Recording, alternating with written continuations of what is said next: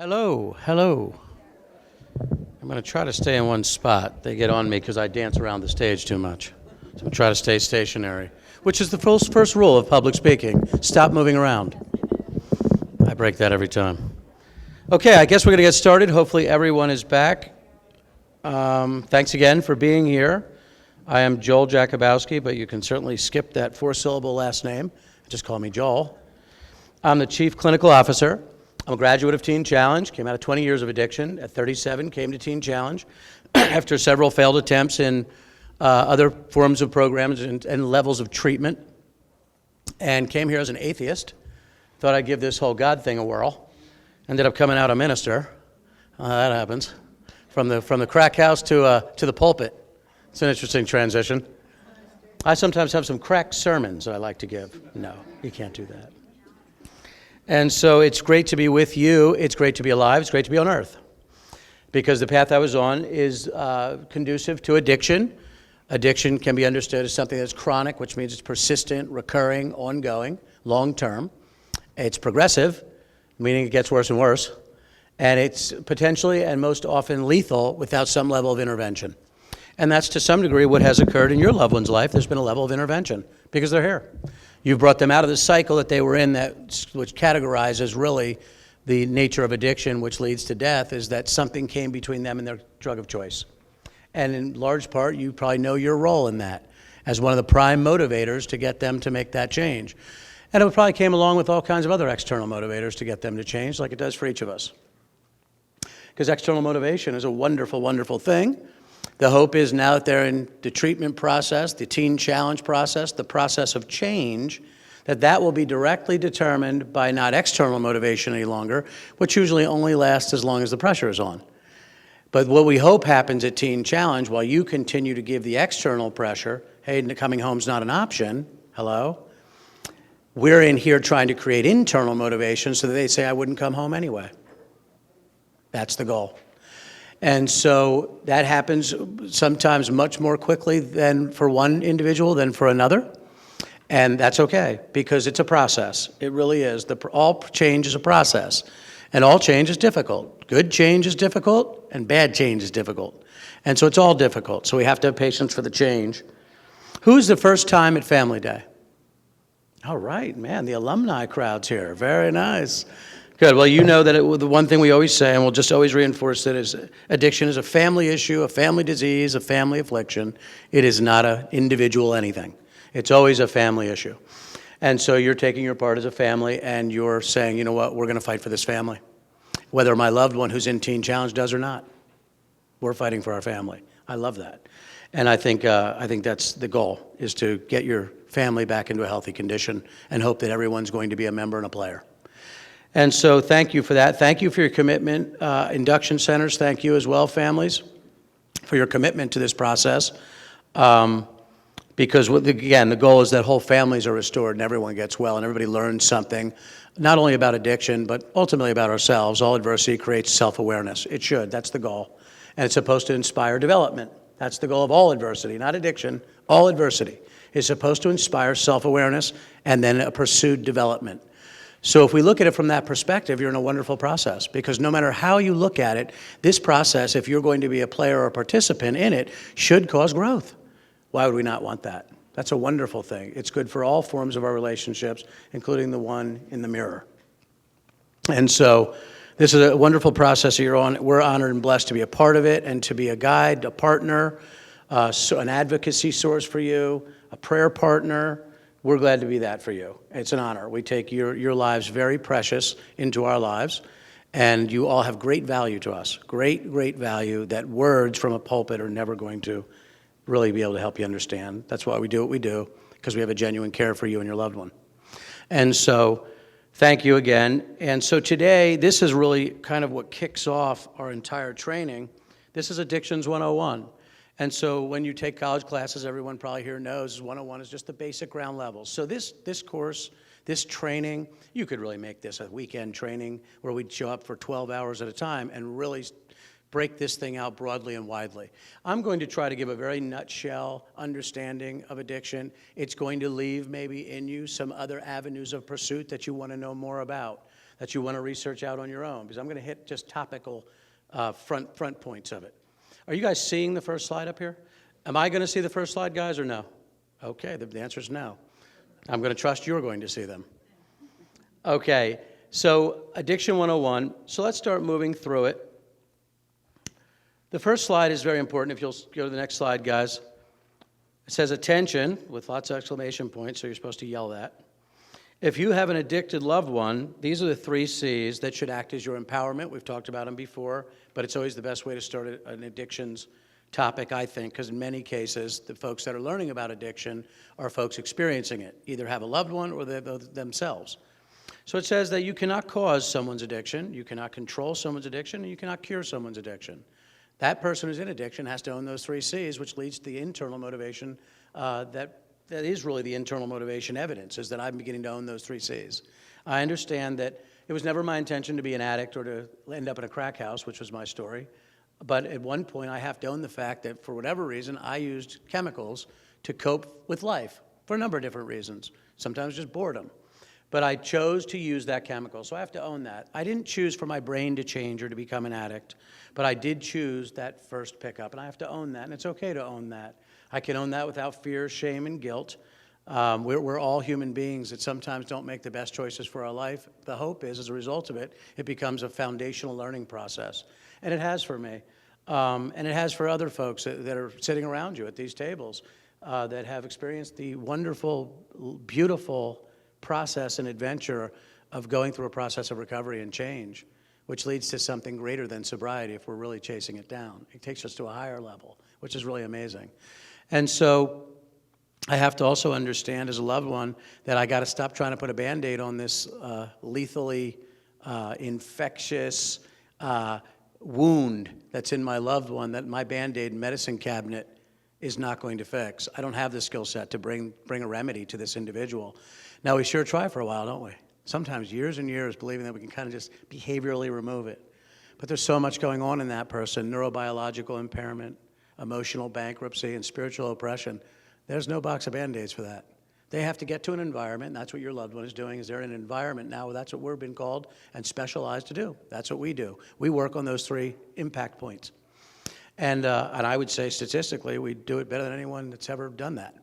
And so your loved one is in a very good place because we've been doing this a very long time and walking them not only through that process of those 3 areas of their lives, spiritual, emotional, and even anatomical and biological understanding, we're also helping them to understand they have to own these 3 C's. And so, and certainly as loved ones and as people who love one another, we want to try to fix it, right? So that's so conducive to the male gender for sure. We are such fixers. But it's an amazing thing though that happens is when you have an addicted loved one or someone that's impaired on a great level, we all become fixers. It doesn't matter what our gender is. It doesn't matter what our role in the family is. We just want it fixed. And the difficult part about it is though, and this is what I caution you as families to be careful to not let yourself gravitate to, because it won't produce the highest level of success if you do. And that's believing that if your loved one gets fixed, the family gets fixed. It's not how it works. If your loved one does incredibly well in our program and becomes one of our best students, and we see an enormous amount of internal motivation and change, which we do on a regular basis, if they come back into an environment with you where you have not learned the nature of addiction, how it's affected you, things like codependency, enabling, maybe you're still a person that has drugs and alcohol in your home, that will never work for the individual coming out of this program. There's dynamic changes that have to happen in everyone's life to ensure a mutual and family change. And so that your loved one making this profound change in life doesn't mean that it fixes now everything else in the family components. We still have to be working on those things. So each time we come to Family Day, I very much stress and encourage you to get your support and get your education even outside of Family Day. Because it's important, because you should be constantly getting a daily bread of sorts in support. And that's why we have groups like Al-Anon. We have groups like Celebrate Recovery. These are groups for you. They're not really for the addicted loved one. Celebrate Recovery it's for both. But Al-Anon is just for you. It's just a group for the people experiencing addicted loved ones. And they do it wonderfully well. And they've been doing it for years and years and years, which is the evidence that they do it extremely well. And so I highly encourage you to get into an Al-Anon group and continue to keep your support.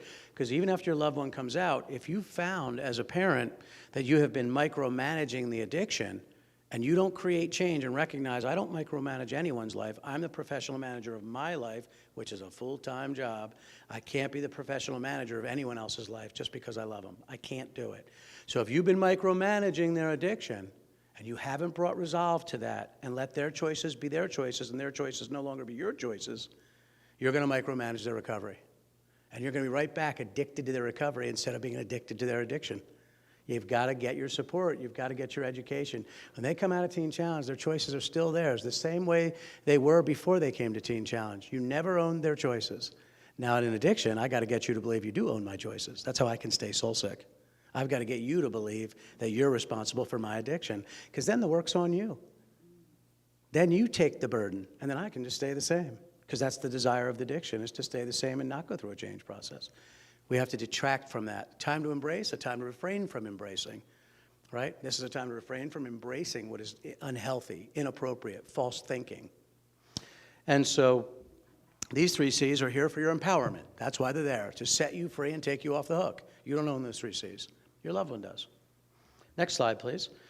You may have seen these facts on other slides. 37 million folks suffering from various process addictions, which is gambling, sexual, work addiction, gymnasium addiction. We can find something to worship, we sure do. And then we often kind of become identified by that thing that we obsess over. You know, the gym guy becomes the lunkhead, the guy that can't stay out of his office becomes the workaholic. We become identified by the thing we obsess over. Isn't that amazing? We also become identified, though, just by the thing that we value most. And I think everybody who knows you would have some level of way of identifying you because you've expressed to the people that love you what you value most. And they'd be able to pinpoint some of them and probably name your top 5 because it evidences itself in just who you are. Because it's what you invest your time in. It's what you talk about. It's where you find passion and peace. Each one of us have those. And so of those, I got to update this slide. It's actually 23.2 million people in this country that are suffering from drug and alcohol addiction, which is like 9% of the population of America, which is amazing, are suffering in drug addiction. Remember, these are reported. These are ones that we can statistically evidence because they've had some level of self-report or have been reported to a treatment facility. So you have to add an enormous number to this. So to know it's already 23 million that have just reported, how many more is it that have not reported? 90% of U.S. citizens are experiencing some form of addiction or know someone who is. I've never met the other 10%. You see these enormous numbers. Some of the stats that are not on here is that every 19 minutes a person dies in this country of a heroin overdose, 19 seconds, every 19 seconds. So in the time I've been talking, we've lost a few. Isn't that amazing? Terrible. Pennsylvania is the 3rd largest abuser of heroin, or the 3rd largest abuser of heroin in the nation, 7th largest death rate in the nation for overdose. We're in one of those streams that where the drugs traffic through. Really, it's east, it's west, and it's central, usually coming from the lower areas and continents up and countries up. So you have Mexico, you have Cuba, you have places like even the Virgin Islands. There's drugs that are coming in through that stream. So they just come up through the United States. And those streams really become the hot spots, so the east, the central, and the west, and the west, and then so that just spreads throughout the country, and we're in that stream, and so we have a high rate. So we're losing a lot of people to drugs and alcohol, and there certainly is an epidemic that we're dealing with that you certainly understand. Your loved one is probably part of that, specific to the opiate addiction. But remember, I mean, addictions have been around since time has began. While there's been anything on earth that a person can worship to the point of obsession and habit and life-controlling issues, it will happen. So there's different forms that seem to crop up more readily than others in our culture and in our humanity, and the newest one just seems to be opiates. And so this is what we're battling. and that's the job that we're both in. You and I both have the same goal. When I say I mean Teen Challenge. We have the same goals, and it's to see your family get well, but I know for sure, because you've been personally affected, your view is much deeper and wider than just your own family, and you understand that this is a terrible condition that's happened to your country, and I'm positive that your empathy crosses over well beyond your own home as you hear these reports and understand these things are happening, which is a wonderful thing because it may inspire some of you to go into a place of advocacy. It might inspire some of you to create community groups. My hope and prayer is that happens. Another prayer I have is you guys are talking to each other outside of Family Day and creating strength around your common bond.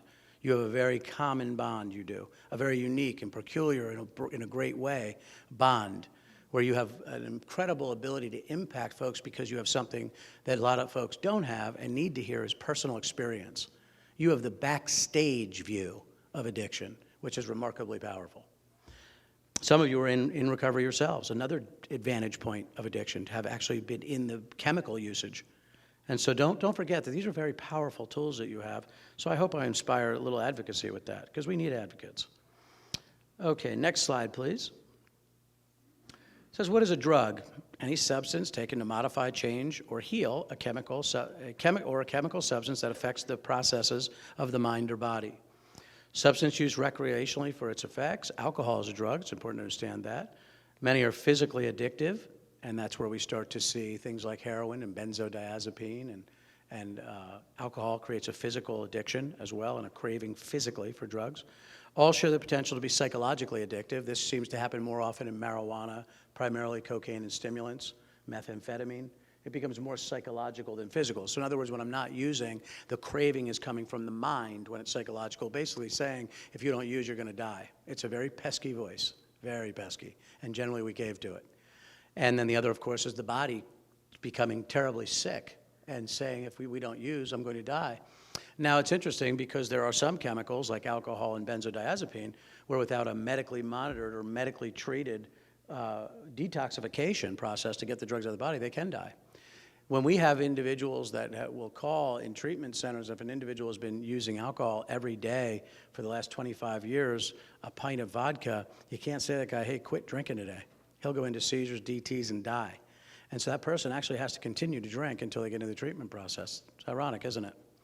And so there's a very strong grip that certain drugs will have on the body. An important thing to remember also is that drugs don't get us high. The chemical releases what's already in us, primarily dopamine and some other neurotransmitters, but primarily dopamine, which is the release of a pleasure chemical in our bodies. It happens in other natural ways through a good meal, sex, sometimes affirmation, and it creates an endorphin, dopamine cocktail that basically says, hey, that felt good. And that's already happening naturally in your bodies. Well, the drugs just come in and activate, for lack of a better word. I don't want to become neurobiological in this training. But it activates those chemicals, but with exhaustion. It brings those out with exhaustion. And that starts to deplete our ability to produce it because we keep exhausting the supply. So the body says, I have to have more, I have to have more, and the body can't, there's no more to really produce in that moment, so the craving. And so it's quite a process that happens with addiction. Next slide, please. Most commonly abused drugs in the U.S.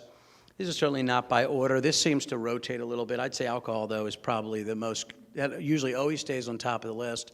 One of the reasons, two of the reasons really why alcohol tends to stay top of the list is, one, it's been indoctrinated into our culture since almost the beginning of humanity. It's remarkable. I mean, it's just a part of who we are as humans. It shows up in almost every culture. It's just remarkable. And here's the other part about it. We celebrate it. So once you've celebrated it, you say it's socially acceptable, it's a good thing, and let's always do that and have usage and availability for it. And for many, they never become alcoholics or addicted to alcohol. So we have to be careful with our thinking, but some do. And so the celebration of it creates a bit of an affirmation that it's okay to use it. And so this often becomes, more often than not, and the availability, right? Because once something is celebrated, it becomes extraordinarily available. And so this is often what becomes one of the first things we use as children, is drinking. And then the other one, of course, is cigarettes.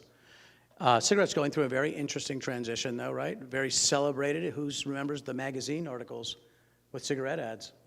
Those have been long gone. I think that ended in the late 70s. And certainly, though, it still continued and has been very celebrated, really, and accepted, at least, if not celebrated, accepted. And so now we're having an interesting downswing where we're almost really starting to see it as not so acceptable. It's banned from most public environments and facilities, which is very interesting. I imagine the tobacco industry is scrambling, but they'll find their way around. It's a lot of money attached to it. So now we have vaping and we have all these other things that still provide nicotine into the body. And then the other drugs that are on those lists, so you have celebrated, you have accepted, but then you have prohibited or taboo. So the ones that are still on that list are your stimulants, cocaine, crack, methamphetamine, heroin, still what we call prohibited or taboo drugs. And And so it's just interesting. Culture seems to almost really dictate which drugs will be celebrated and which ones won't. Now, certainly a drug that is still illegal is going to have a very hard time to be celebrated. It's going to even have a hard time to be accepted. So now we're seeing accepted in marijuana, right? It's moved from prohibited. Now it's accepted in some states, right? It's been legalized. Now it's accepted. Well, it's on the heels of celebration. It's showing up in magazines. Soon it'll probably be in television shows as just what the family is doing while they're watching TV, like the way you saw drinks in old movies. You're going to see families smoking pot with their kids in movies. It's coming. You're going to see them putting out marijuana, and it's not even going to be a specialty of the movie. It's like the way they're drinking. When you see drinking in a movie, they don't put the camera on the drinking. It's just what's normal. Well, that's coming. That's going to happen. Each of you have to fall on what side of that idea of marijuana being legalized that you subscribe to. And there's different philosophies for it. There really is. And you guys have to kind of navigate that. Okay, next slide, please. So there are things called risk factors and protective factors that help to de-escalate or sometimes escalate the propensity for maybe someone desiring to use for the first time. Now, again, that person still owns that choice. Because as I always say to families, there's never been one family that's done everything right or everything wrong, ever. So we do the best we can as families, and our individuals under our care, our children, our loved ones, make their own choices. And we don't own their choices. We own our choices. Sometimes in how we encourage and inspire and deter bad choice making, and then we have to own our choices in terms of how we're going to respond or react. If I react in a way where I own your bad choice making, I'm going to become unhealthy. If I respond according to the choices you're making and continue just to simply be an advocate for good decision making and a deterrent for bad decision making, then I'm probably going to stay healthy because I don't own your choices. So there are risk factors, though, and you see some of these. For me, the number one risk factor here is unpredictable and inconsistent environment. That was certainly the case with me. Divorce, my father left, my mother, who we lived with, became mentally ill. That's going to become a very inconsistent and unpredictable environment. And then there's other ones you see on here. Usage in the home, especially if the usage in the home is not just usage alone, but it has the nature of abuse or addiction to where the family dynamic is beginning to cater to the person in addiction. Because the person in addiction becomes the target for keeps stasis in the home. As long as that person is in a positive mood and that person's needs are met, we're safe. So everybody assumes an adopted safe position. And there's different roles for that, and we train on that. And that'll, some of you may have already seen it, it's codependency and family roles. It's one of our training. And we'll talk about what those roles really look like. Then there's the concept of attachment theory that determines for us as children, essentially, what level of attachment do we have to others. It's believed that really the first real emotion that really a child is seeking is love. That seems to be what evidence suggests the first emotion. Now, there's basic needs, of course, food, oxygen, that's not what we're talking about. The first emotion is love. The first need on an emotional or interpersonal level, even for the child who's not really conscious of it, is a need to attach, to be received, excuse me, to be held, to be affirmed, to be loved. There are some theories of addiction and every life-controlling problem and disorder, every one you can think of, that people will say it all goes back to attachment. There are people that truly believe that every disorder in humanity is related to an inappropriate level of attachment as a child. And there are different levels of attachment and different degrees of attachment. If you ever had an interest in a subject, that would be one I inspire to look at. There's wonderful books that talk about attachment theory that's remarkable. You know what you're going to learn a lot about? Probably yourself. You'll learn a lot about yourself. If you want to read it from a biblical perspective, there's a book called God Attachment. So you talk about a parental attachment theory. Well, from a biblical perspective, they say, well, let's try doing that with Big Daddy, the dad, and see what kind of attachment I have here. It's a very interesting perspective, and I think you'll find it very interesting, especially if you want to kind of flesh out some of the deeper thoughts that go along with this whole concept of addiction. It's all learning, folks. It's all learning and development, and that's what this whole process should be. It should be optimistically greeted as learning and development. And I know it's not always easy to do, especially when there's difficult moments. So I haven't lost sight of that. But I'm asking you not to lose sight of the perspective that there's something wonderful that's happening for you right now. There's a wonderful process happening in your life right now, that you're being caused to review your own life. And that's not a bad thing. It's actually a very wonderful thing at any age. And so, next slide, please. The protective factors, the things that that analysts and statisticians and clinical folks believe to some degree will help to stave off the propensity of that person choosing to use drugs. Strong family bonds, parental monitoring, introduction of coping skills, teaching children how to cope with issues and walking them through their emotional life that goes with that, helping them to find what are the positive resolves, what does that look like when I have a positive response, let's review what it looked like because you had a negative response, now here's what happened. And so let's talk about how you responded. Let's talk about the event, let's talk about what you were feeling, let's talk about the action you did. Now we're talking about kind of like cognitive behavioral therapy, that the thoughts inspire feelings which inspire actions, and so, or feelings, thoughts, action. And so, these roles, it's a remarkable thing about coping, is that you take away the concept of addiction. Each of us have to look at how we cope with things as human beings. So guess what a large part of our counseling is with the students and your loved ones? Coping skills. Because we evidence that they've never really learned how to emotionally regulate or to have something called emotional literacy to actually identify, this is how I'm feeling, and this is what I believe, why I'm feeling what I'm feeling, and I think this needs to be the healthy target of how I feel. Because we all need a feeling, we need a place for a target. Let me let you know a secret. One of the things that we do as human beings is we have a bad habit of storing emotions, and we carpet bag our emotions. You know that emotions were never meant to be stored. Perhaps in memory, the memory of an emotion. I remember at my grandfather's funeral, I was crying and I was sad. But I'm not crying and sad now. If I'm crying and sad now, 10 years later, there's some unresolved there. There's an unhealthy point of discovery that has to occur. But I remember the emotion, but I'm not storing the emotion. We're never supposed to store our emotions. They all have targets and reasons. So each time we experience emotion, we should be figuring out, okay, this is what I'm experiencing. What am I going to do with this so that I can move on to the next emotion that's coming around the bend with the next human being? So the expression in larger circles of like AA and NA, that's one day at a time, for me, that's an enormous, I get the point of it, don't get me wrong, and it has value. But in a most practical sense, it's unrealistic. There's no way I can take on one day's events at a time. I need to take on one emotion, one person, one event, one interaction at a time with all of who I am, and then move on to the next one. And learn how to navigate that in healthy ways, one emotion at a time. Your loved ones, myself, people that are in addiction, I would tell you my emotional responses, or better yet, my emotional reactions and lack of healthy coping mechanisms, what led me into 20 years of addiction. It is one of the root causes, that I never learned how to process an emotional response and turn it into a healthy decision and response. It always led to the next thought or behavior that was usually run away, blame others, get high. Run away, blame others, get high. Fight, flight, and medicate. Fight, flight, and medicate. 20 years of that. And your loved one, run away, blame others, get high. Can you see it in your loved one? Think about the course of their life. Well, we're teaching them that those three bridges have to be burnt to the ground. You can never go down those bridges again. We have to start walking into a process where we say, this is what has occurred, and we're going to stand in it and be developed by it, which is also a biblical concept and a high-arching clinical concept. It's interesting that the two are the same, isn't it? Which is not uncommon. Next slide, please. The stages of addiction. Experimental, social use, for a number of different reasons. Maybe I'm just bored. I just want to have fun. That looks like fun. Or it's because maybe I want to curb back some feelings in me that I don't like the way I'm feeling. And so one time I say, oh, it's fine, I think I'll use that. In this experimental stage, there's no indication or reason to believe with definition or absolute that person will become addicted.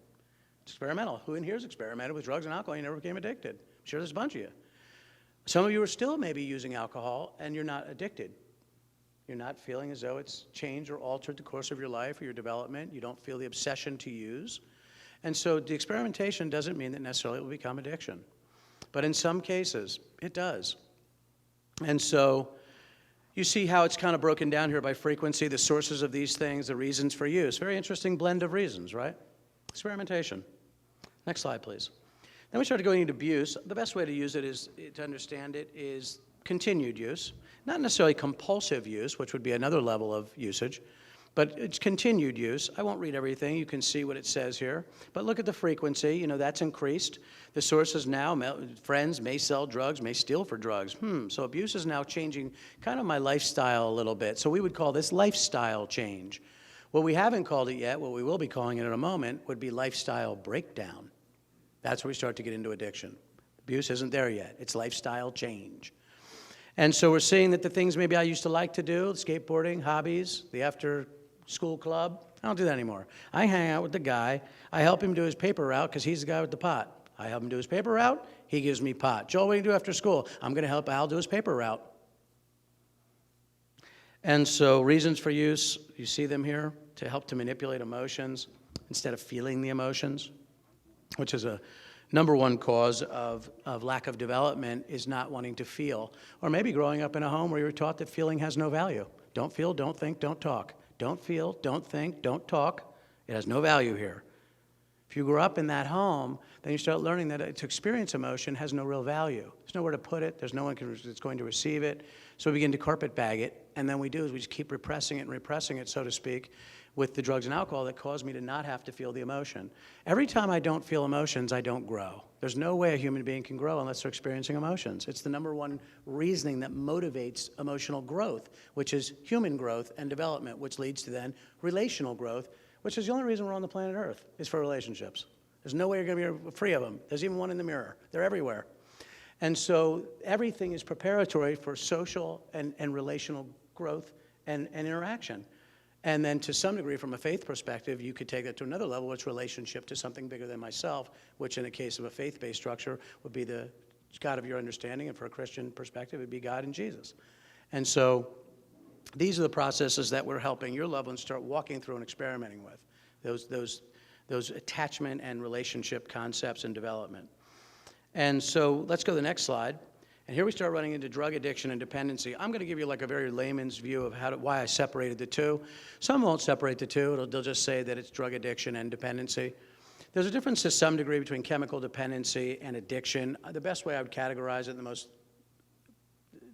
basic way, is understand the addiction really as a lifestyle change, the habitual changes, the social changes, the behavioral changes. That's kind of the addiction working in the person's life, the manipulation, the deception, the changing of friends, the changing of habits and activities.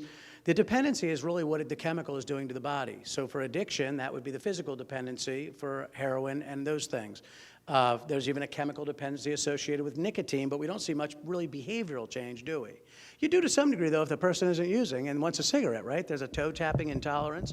Sometimes it's realizing we don't have cigarettes, but I need one in the morning, so I go to the convenience store at 3 in the morning, my flip-flops and shorts, because I'm not waking up without my cigarette. So you could say there's a little bit of behavioral change, isn't there?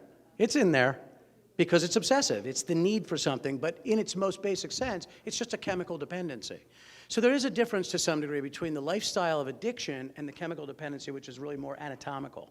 That's why I separate it. But here you start to see what's happening now that we start to classify it as addiction. We start to see the physical withdrawal symptoms, and we start to see the activity of compulsive usage, which now becomes the obsessive nature to use, the compulsion to use, the need to use to a degree at which I'm able to in most cases, not some, but in most cases, step very easily away from my value system to meet the need of the demand of the drug.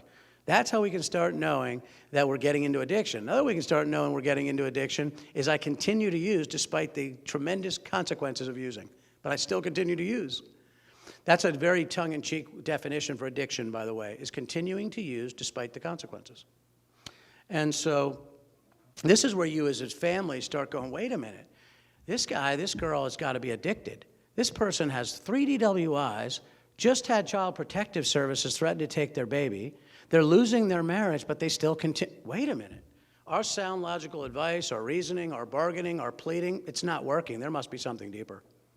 And we stay in that process for a while because we don't want to believe the person is addicted.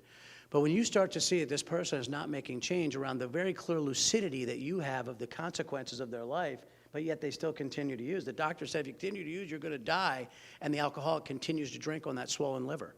It's remarkable. You know there's an issue. And so that's for you probably more often than not is what got your attention. Maybe you weren't even aware of it. But subconsciously you realize there must be something deeper because despite our best effort to show this person their consequences, they keep using. Well, because there certainly is impairment.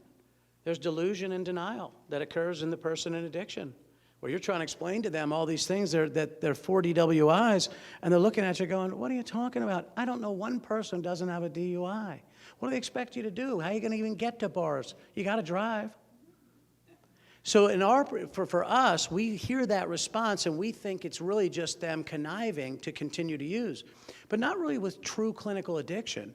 Really, that person believes what they're saying. That's why it's called delusion and denial.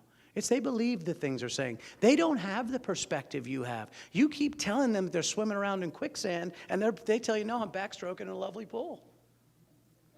So I guess the question is, at what point do you stop believing them and believing your lucidity? and start pulling them out of the quicksand, whether they like it or not, as they're telling you, it's just a swimming pool, I'm not hurting anybody. You're going, no, man, you're in a, or lady, you're in quicksand. That's the leverage of the family, because the family has retained their lucidity.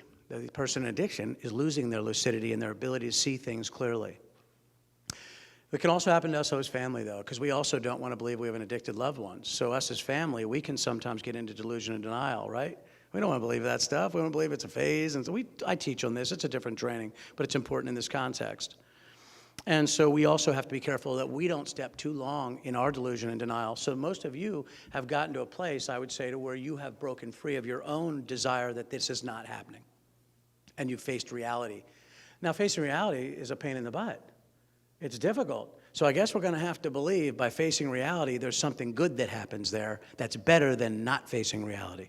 So the question is, what is more difficult? Not facing this thing on its terms as what it is, or facing it and working through it towards resolve. Because either way, you're going to do a tremendous amount of work, but one is missing a target. Now you have a target. You're going to work. Everybody is, including your loved one, but now at least we know what to target. That's called freedom. Because otherwise we stand in the delusion and the denial and the cloud of the addiction, walking in circles, pointing at everything and nothing. Now we have a focus and a target. We're going to get well as a family. I recognize we've been affected by addiction. I've been affected by addiction. I'm going to own my decisions and what I'm going to do about how it ails me. I'm going to take an initiative and a stand on that. I'm going to be a player in my family and fight for it, and I'm going to expect my loved one to be a part of it, and whether they are or not, we're never going back to addiction again. Never. I hope you're telling your loved one at Teen Challenge, you understand as a family, things are never going to be the same again. We are never going to be an addicted family ever again because we never had to be. So our prayer, our hope, and our great, great desire, because we love you dearly, is that you're going to come with and join that fight. But if you don't, we're not staying back there with you. We're going forward. We're never going to be an addicted family again. Because eventually, if you stay where the person is in their own resistance, you will deteriorate there with them. That's the way it works. Either we are busy living or busy dying. There's nothing in the middle, folks. There really isn't. The problem is we have a delusion and denial, believe there's something in the middle that's going to fix everything. We're either busy and actively living and developing, or we're really by default kind of going backwards. Or sometimes we're actively going backwards. That we would call that addiction. We're actually poisoning our own bodies. And so, and the advantage the addict has that you don't have, you understand, what makes your process even to some degree as difficult, or more often than not more difficult, is at least they get to get high. You don't. You're not addicted. You just have to suffer it out day and night. See, when I'm suffering and I don't like the way I'm feeling, I just get high and I escape from it. Run away, blame others, get high. Whew. Now, you guys have to be careful that you don't do escapism and don't face reality, that you don't blame others or blame something for the addiction and just deal with it, and that you also don't run away. And so if you track your path, you might find in this process that you were tampering with those 3 bridges, right? So in the same way we ask them to give up those 3 bridges, we ask you to give up those 3 bridges. Let's just face it for what it is, and let's take the promises that go with change and recovery process. There's great development for the individual who's experiencing addiction and for the loved one who's a part of it. There's freedom for both. Wonderful development for both. That's a common theme that you'll hear me say, because we have to keep our perspective. Addiction wants to steal your perspective desperately. Next slide, please. This is a little outdated. We now have what's called the DSM-5. But there's a criteria in there for what's called substance abuse or substance-controlled substance abuse disorder. It's been mentioned as in different formats. But basically, this is the breakdown, essentially, which hasn't changed much. I will update this slide. There's some differences, but this is the essential breakdown that seems to classify from a very clinical perspective. This is what I should be able to see if I have a person who's addicted, more or less. There are also scales that we use there are brief assessments that we use, which is like 1 to 10 scales of questions. And we've figured out through a clinical understanding that if the person answers like 4 or 5 of the 10, they're probably abusing or addicted by the way they answer it. Now, the hope, of course, is what? That they answer honestly. But this is really the criteria that we look to the DSM manual. Next slide, please. The career cycle of addiction is a very tricky thing. I think I talk about this in other slides when we talk about enabling, I think is where this comes up. But this is the career cycle of your loved one in addiction. This is how we wake up every day, and this is how we end our day, starting with hustling and ending with avoiding the consequences. So we wake up every day figuring out what are they going to be, the resources that I need to get high. And so It could be a number of different things. Once I've expended all of my own resources, which would be my original way, which wouldn't require much hustling, is I just figure out every means of money I have and I spend it. My 401k is going away. I'll probably put a lien on my car. I'm going to start doing check cashing where I get a front on my check on this place over here. They give me money in advance, and then I go pay them back. But see, I can't pay them all the way back because I don't want to give them all the money back. And we think it is this very crazy world of where we run from check cashing place to check cashing place, paying them all back a little bit of the money we owe them. Next thing you got 5 of those. And so we figure out ways to hustle on our own. But then eventually what happens is I realized, and this is the nature of addiction, is that the demand of addiction on that one person would be the equivalent of the demand on 10 people. So the person never has within their own resources the ability to meet the demand of the addiction, because the addiction just constantly says more, more. It's the voice that never stops saying more. In the Bible, it talks about the leeches that constantly say more. And so this is what addiction does. And there's this constant unsettling for more. You can never have enough resources because you can never have enough drugs. And so then what happens, once I've expended all my resources, I'm coming after yours. Yep, even if I love you, I need your resources because this demand in me is greater than my ability to know how to quell it. It's a survive response. And so then once I've gotten the drugs, then I go to COP. That says copping. Sometimes people read that as coping. It's copping. And copping means I go into all kinds of seedy and shady environments, and I get my drug of choice with all kinds of people that I like to call friends. It helps me to feel better if we call each other friends. I'd like to believe that one of the definitions of friendship is that we are not a group that believes that poisoning our bodies until we're dead is a good thing. I can't imagine that qualifies as friendship. I would like to believe that friendships are about inspiring life in one another. So whatever that is, in its most definition sense, that company you're keeping do not qualify as friends. Do you have a mutual interest that you help each other support? Certainly. We may as well be in a knitting club together. But we're not friends. And so the friends helps me, though, feel better. Now, the interesting thing is, a lot of people I'm using with, there was a time that we maybe had some innocence, so to speak, we weren't using. We have a lot of historical DNA in reference to those experiences, whether it be family or friends. But now we're using together. So the condition of friendship is now we just have a mutual desire, and we share the resources to get there. But that idea of enriching each other and growing together and becoming prosperous as two united people, that's long gone. We support death together, and our mutual pursuit is a pursuit of death. That's what we do. So once I've gotten my drugs and copped, then I have to find a place to get high. Generally, if I'm living at home, that's going to be your house in that little room that you give me that you call my bedroom, which is really just another room in your home. And I'm in that room, and then I've talked you into believing I'm getting older, I should have privacy. So at one point I say I should have a lock on the inside of my door. And not only do you agree, you actually put the lock on. And now I figured out how to keep you out of my room so that I can use. I sleep a lot now. I hardly hang out with my friends, and I always tell you I'm sick or I have plans tomorrow. I have to get up early. I've been working hard. I don't feel well. So I got to figure out how to stay in that room. If that doesn't work, I use the downstairs bathroom and tell you I have gas pains or I have to throw up. I don't know why. The meal got me. Maybe I take my third shower that day. And so there's all kinds of ways I'm going to get high in your home. And so for families, the impression for many of us, and you see this a lot, is families who are flushing drugs down the toilet, families that are chasing people to the crack house. There's no real leverage for you there. The leverage comes from you in not helping me to avoid my consequences. Because see, now that's the end of my day.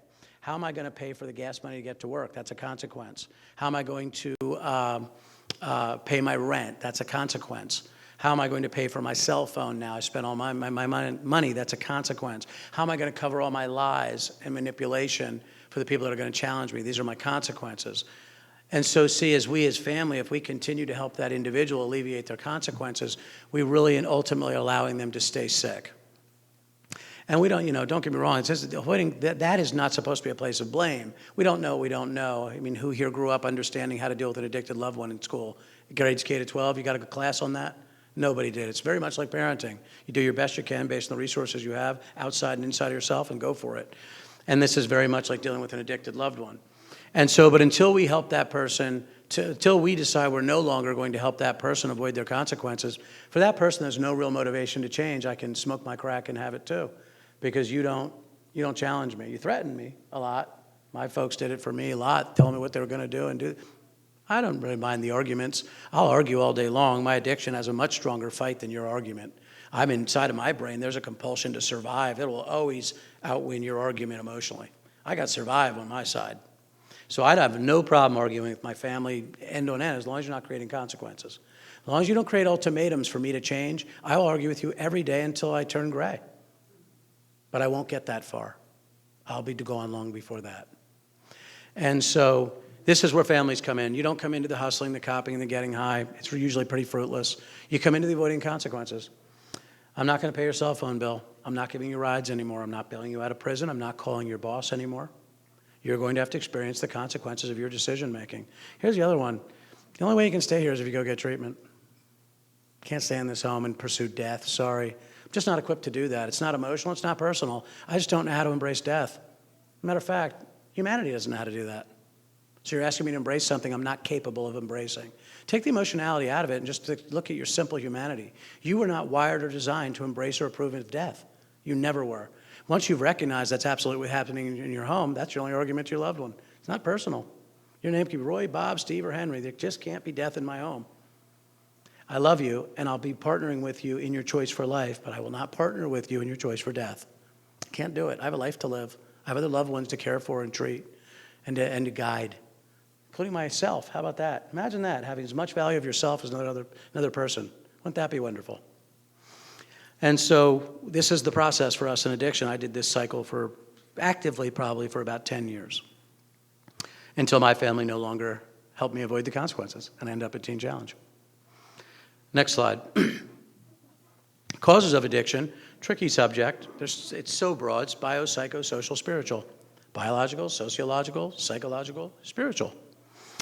What causes people to initiate and continue behaviors that are often very destructive? How can these behaviors be changed or controlled to help the involved persons achieve better health and well-being? There's the answer. There is no commonly universally accepted answer for why one enters into addiction or how to absolutely treat it. You know, there are many pathways to sobriety. Teen Challenge is not the only pathway to sobriety. It's important for you to understand that. We believe there's something beyond sobriety, and that's our niche. We believe there's a life that gets developed as a result of sobriety that's bigger than Earth. And that's why I think we have a 78% success rate, personally, because we believe that the adversity of addiction creates something wonderful. When the caterpillar goes into the cocoon, but it knows that it will eventually be a butterfly, do you think if I asked the caterpillar, are you burdened by the cocoon? No, because soon I will come out of here once gravity-ridden and now flighted to never experience gravity again, unless I choose it. So our goal is to get your loved ones to recognize for a short time they're a caterpillar. But you're transforming into something wonderful if you would choose it. And I would also transfer that right to you. You're in a cocoon for a short time, and some of you are already seeing the sprouting of your wings and the color on it, and your feet are coming off the ground. It's wonderful. Don't stop now. Next slide, please. So what are some of the causes? How about medical and biological? You see the breakdown here. These are some of the things that happen, absolutely, that there seems to be some evidence to suggest, even genetically. Brain reward mechanisms, this is all the neurobiology that just happens when we infiltrate our bodies with something that inspires a life-controlling habit or obsession, where there becomes biological change, let alone using a chemical to do that, because it can happen in process addictions. We can reshape the thinking of our brain by obsessiveness and continuing to repeat a same habit and stimulating the dopamine reward system. And if it becomes obsessive, as a result of it, then we're locked in it. Then it becomes this sense of survival to continue to do it, and then we're in it. Then the brain runs the show. You don't run the show anymore. The brain decides. Test. Hustle, cop, get high, and avoid the consequences. That's what you're going to do today. And you're going to see your loved ones somewhere in that process. No matter where you see them, they're somewhere in that process, and you can usually tell by their behaviors, whether they're in the process of hustling, they're the process of copping, which means they're missing, or the process of getting high, and they're finally sitting with you to watch a movie because they satisfied the demand to get high, and they seem to be lovely. Telling you all kinds of great plans they have for their life. They're high. And then the other one is how they're trying to avoid the consequences by shame, guilt, manipulation of you to help them cover what they've lost.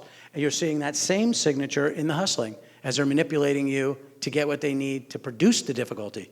Now they're asking to manipulate you to help reduce the difficulty, and parents do both. Right? Again, not a blame point. We don't know what we don't know. We do the best we can. So this is not to shame or blame anyone. But that is the process, and that's why it's important for me to share that with you to see the clear picture of it. Till that person comes out of that system, they'll stay in it forever as long as we allow them to. There has to be a pain motivator. There has to be a level of discomfort that motivates the decision to leave. Next slide, please. So we talk about this medical condition. We talk about the idea of disease. This becomes difficult for a lot of folks to understand addiction as a disease. For me, even I think more often for Christians than not, which I find interesting. Well, you have to find your own side of it, and I'm comfortable with it. Whatever position you have of addiction, I'm fine with, as long as you understand the basic criteria of it, which is essentially those 3 C's. You each have to find your own course. To look at just the word dis-ease, lack of ease. There's a Wikipedia definition that I love, and it says any condition that causes pain, dysfunction, distress, social problems, or death to the person afflicted, or similar problems for those in contact with the person. That's their definition of disease, and it comes out of Wikipedia. Put that on your doctoral dissertation, see what they think about that. I love it. It's my favorite definition of addiction. I love it. It's perfect. And because it's the definition for disease. We struggle a little bit with disease as Christians because I think as Christians we see it really more as a sin issue. But you know what? Let's start breaking that down just real quickly. Think about disease. Why did disease even come into humanity? Why do you think there's cancer? We don't say that cancer is a sin. We understand that it's a result of sin according to our faith structure and our abandonment of God. That's why we have disease in our culture. Why do we struggle so hard with addiction being one of those? Because it's behavioral? It's chronic, progressive, and without intervention leads to death, just like cancer. I don't know why we struggle so hard. I really don't. You can call it a sin issue if you want, but it's still disease. It's still affecting us in the same nature and same ways biologically as other things. So I just challenge you a little bit to think that through. It's an impairment of health, a condition of abnormal functioning. It's chronic, progressive, and lethal without intervention. It is a chronic brain disease. It's also a chronic family disease. This is what we have to understand. And so that's purely, again, that's from a medical or biological perspective. And so you have to decide how you navigate addiction. The next one would be a clinical psychological way to look at it. Next slide, please. This one says we focus on the focuses on personal needs and personality traits of the person abusing the substances. This is the clinical approach. 2 categories, those emphasizing the rewards derived from there, I think it should say, from their use of mood-altering drugs tend to perpetuate their use. Those stressing that substance abuse users have different personalities those stressing that substance abuse abusers have different personalities. It's weird to me. From those who abstain? From those who abstain? Oh, yeah, from. In other words, they have different personalities from those who have the ability to abstain. That's the theory of addictive personality. Sorry, I couldn't get that to work in my head there. Reinforcement processes, positive reinforcement, pain avoidance, drug cues, personality traits linked to emotional problems and inadequacies. All clinical perspectives. There's others, attachment theory we can get into, which speaks to some of these same things. So there's a clinical perspective that we have to address in each person that speaks to some of the ways we've been affected psychologically. Social, I won't read each of these, but you see that we're socially influenced as well. And so from a social influence, this is how you kind of address the addiction issues in a person's life. Value systems is a huge one, developing a value system. Remember, in addiction, one of the signatures of addiction is that we abandon our own value system. That's a remarkable, scary place to be, to abandon your own value system. Boy, what is that? What do you think that does for us in terms of how we view ourselves? When you don't even stick to your own value system, everything you've learned growing up that you know is right or wrong, whether you heard it from your parents or a TV show, you totally abandon to meet your need in addiction. How do you think that ends up getting a person in addiction to feel about themselves? Hideous, just hideous. Experiment that I say for families, if you'd like to experience what that feels like, I would like you to leave today. And for the next week, I'd like you to abandon all your value systems. I want you to lie to everyone you see. I want you to cheat on your husband or wife. I want you to steal. I want you to manipulate people on a regular basis. In a week, you will want to take your life. The reason you won't take your life is you know it's only an experiment and it's going to end anytime you want it to. In addiction, we don't have that promise. And that's why we want to take our lives. It's a terrible, terrible journey that doesn't feel as though there's a remedy. And so we continue to use more and more because we don't believe there's a way out. That feeling, which is distressing, makes me want to use even more. So the abandoning of our value system is a tremendous thing. And this, of course, crosses over to biblical context. And then from a spiritual or purely faith-based position, again, addiction, next slide, please. Like all disease, direct result of sin entering into humanity and one separation from God. Separation from God includes those things. We see the effects of sin. Now you see generational curses, which is a biblical concept of things come down through the generation, which you could almost to some degree attach back to the biological. and lack of biblical value system. And so really at Teen Challenge, there's a component of each of these really that comes into a comprehensive level of treatment.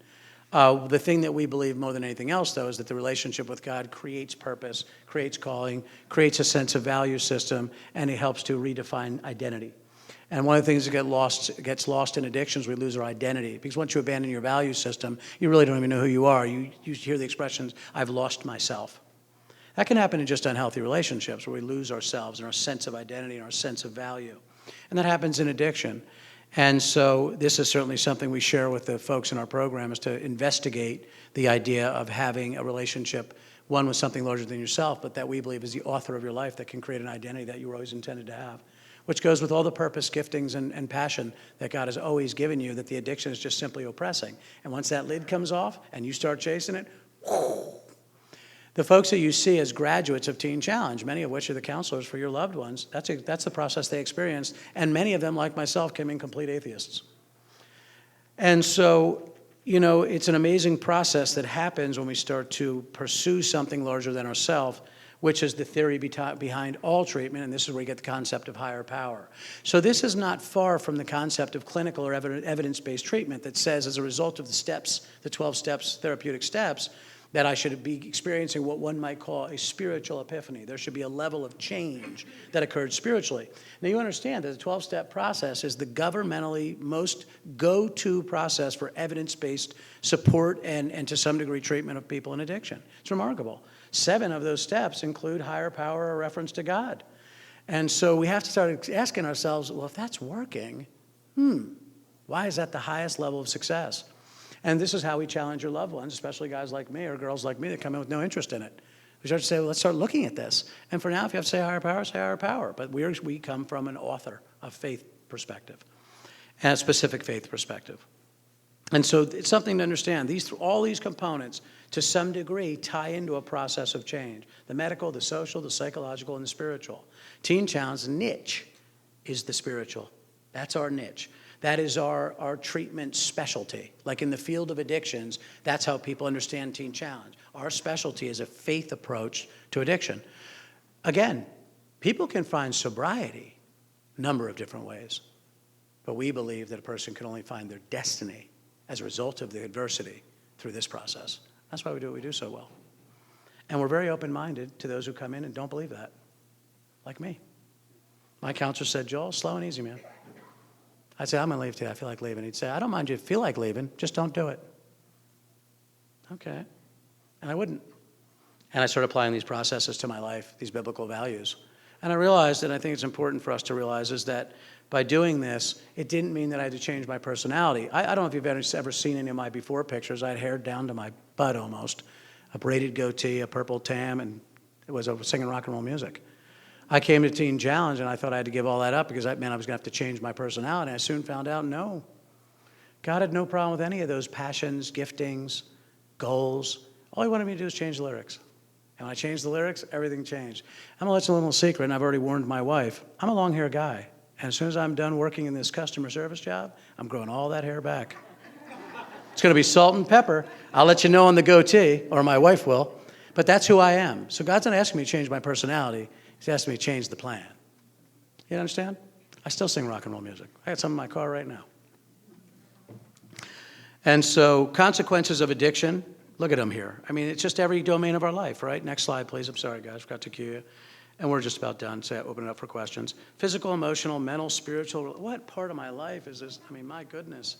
It's every component of my existence. And that's the amazing thing about addiction, is what makes it very unique is it's one of the few adversities, afflictions, diseases, ailments, illnesses, issues that comes into our lives that affects every domain of our life because it attacks the brain. When that thing gets misaligned, everything that talks about and touches will also be misaligned. That's the way it works. As a person thinks, so they are. And so this is what makes addiction a very unique thing. And so that's why it requires a great level of effort. You know what that also requires? Some trainings at Family Day. Thanks for being here. Why is addiction addressed? Ways addiction is addressed: voluntary, involuntary, or intervention. These are generally the 3 components by which a person will come into the process of recovery and the way addiction is addressed. It's also how we navigate a person's stay in teen challenge through those same three mechanisms. Without treatment, next slide, guys. Without treatment, are you guys there? This is the things that will occur. I won't read each slide, because I want to give us time for questions. And then we have here the cost to society. So that's the next slide, guys. Some of these need to be updated. I mean, it's increased. You see the stats only from 2004 here and one from 2003. This has increased especially because of the opium epidemic, the heroin epidemic, the opiate epidemic, I should say. And so it's increased. The cost to society is becoming magnanimous. Next slide, please. So how many people actually make it to treatment? 23.2 million in addiction, but only 10.5 make it into the process of treatment. You understand what that also means is only roughly probably about 10.5 of families make it into a process like this. Don't you think that's something we need to really look at from many different perspectives, maybe even spiritually, and say, wait a minute, why my loved one? Why do we have this incredible opportunity and gift? Man, don't spoil the gift. Stay committed, stay involved, because only 10.5 are ever making it. Don't you find that remarkable? And you're one of them. You're one of them. Don't stop now. You do whatever you have to do to keep your loved one in this process, because there's an enormously good thing happening, ordained, appointed, amazing. Next slide, please. Oh, that's the last slide. Let me read the last thing here. Addiction deserves and is entitled to treatment on the same basis as all other diseases and health conditions. One of the things that we still continue to deal with addiction is stigma. There's a lot of stigma that we're bad people or bad families or bad parents. You really have to just ignore that and move on, because you've been affected by something that was not in your control.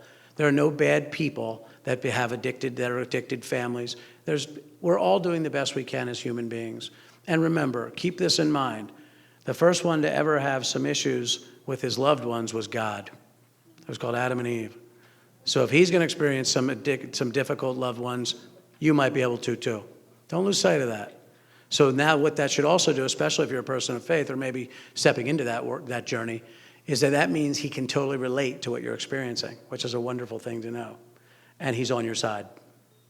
And he'll take your hand in this process. So I encourage you to explore that.